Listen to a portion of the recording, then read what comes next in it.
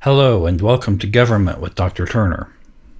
Today we're going to take a look at the debate over ratification of the Constitution.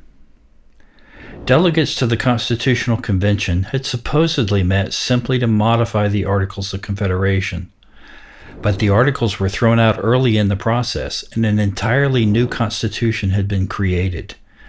They couldn't simply replace the Articles without getting support from the states and the people. Now our narratives shift to competition between the Federalists and the Anti-Federalists. Individuals who favored the ratification of the Constitution were referred to as Federalists. The Federalists believed in strong national power. As elites, they had considerable economic stake in the new nation. They wanted to promote America as a place to invest in, a place of security, order, and where the people were constrained. During the debate over ratifying the Constitution, Anti-Federalists opposed the acceptance and implementation of this document for a variety of reasons. Anti-Federalists preferred small local governments and wanted to avoid what they saw as unpleasant politics. They believed America did not need to be a world power. The Anti-Federalists feared the adoption of the Constitution would lead to a great deal of corruption in government. They anticipated that a strong central government would be located too far away for voters to keep an eye on. Competing ideas were distributed via pamphlets and newspaper editorials. The Federalist Papers were 85 essays that were strongly in favor of the Constitution. They were published during 1787 and 1788 in New York newspapers and were distributed as a collection mostly in New York State.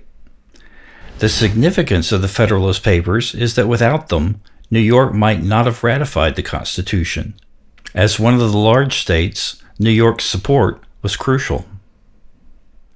The Federalists believed that the human tendencies toward ambition and corruption should be dealt with by creating institutions that made use of those characteristics to produce good outcomes and protect against bad outcomes. In other words, the Federalists thought that it was possible to structure the rules of the game of politics to avoid bad results.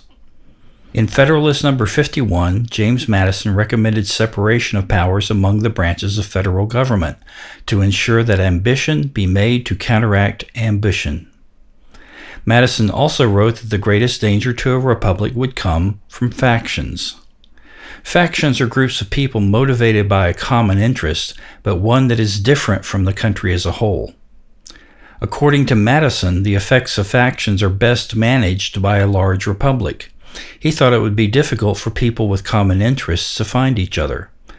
Of course, with today's social media, it's actually quite easy for factional elements to locate like-minded people.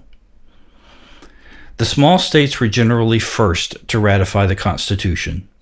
They were satisfied to have equal representation in the Senate and knew that they were better off as part of a strong nation. The ratification fight concentrated on Virginia, which provided a decisive vote.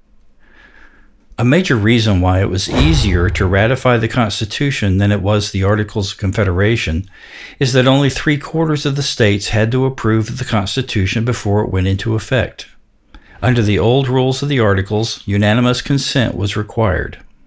This is a good example of why rules matter. The Constitution likely would have failed if a unanimous vote had been required. Let's review.